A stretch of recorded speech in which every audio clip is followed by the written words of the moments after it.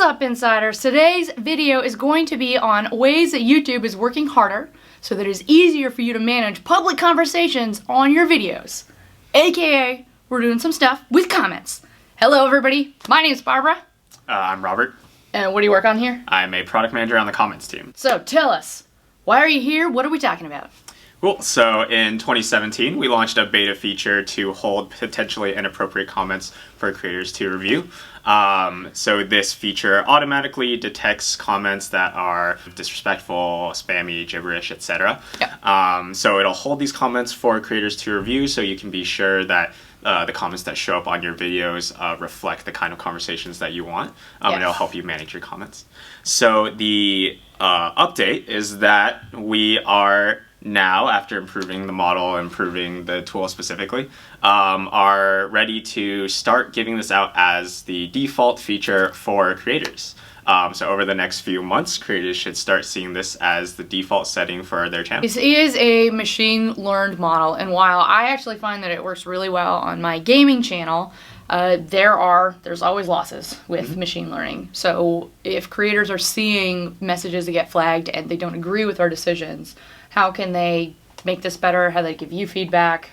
Yeah, sure. So the first thing is that you can give us feedback on how the model's working or how the tool and the setting itself works. So that's really easy. You can go to the send feedback button in YouTube Studio Beta and give feedback there. Yep. Also, every comment that you approve or remove will help us make this tool better. And so we will help the model learn from you guys and make it better for everyone. Yes. And so those signals, whether you approve a message or whether you keep it hidden, those signals do get plumbed back through.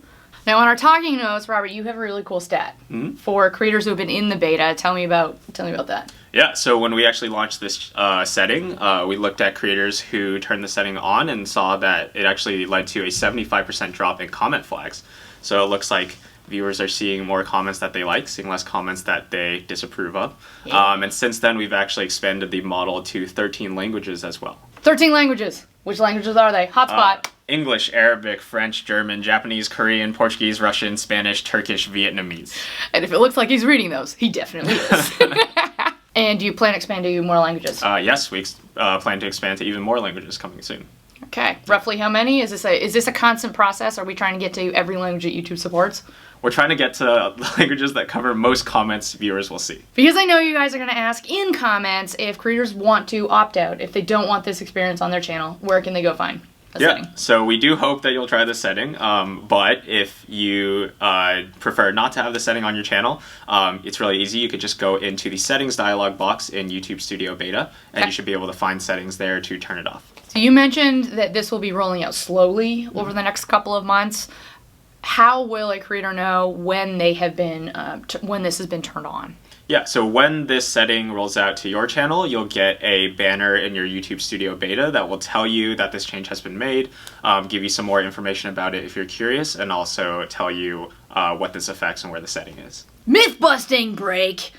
This question has been on my myth-busting backlog for a little bit, and so there's part that I think Robert can help answer right now. So there are questions around how comments or the volume of comments might help or hurt search and discovery of your videos.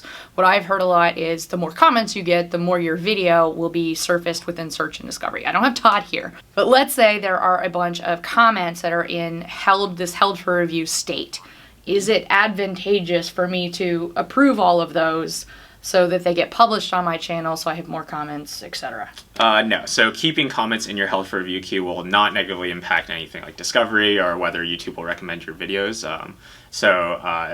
You should feel free to review them if you want to, or leave them in the queue if that's what works best for you. Yeah. Really, what I think is the key thing here is do what you want with those messages so that you are in control of the conversations on your channel. If you don't like those messages, you can approve or remove them or flag them. Okay. So take those actions. Focus more on making sure that you're having the right conversations rather than thinking about optimizing for search and discovery when you're reviewing potentially inappropriate messages. Editor Barbara here. We definitely ran out of time and didn't film an outro for this video. If you like this video, please do let us know. Hit that like button. If you have questions for Robert about these changes, drop a comment, question, concern down below, and we'll make sure that he reads them. And if you dig this video and want to see more like them, please subscribe. We are Creator Insider, your informal source. Behind the scenes conversations straight from the tech teams, directly to all of you. Try and hit those topics that I know you want to get some more information about. So thank you for watching. Hit that subscribe button. We will see you guys in the next video. Bye!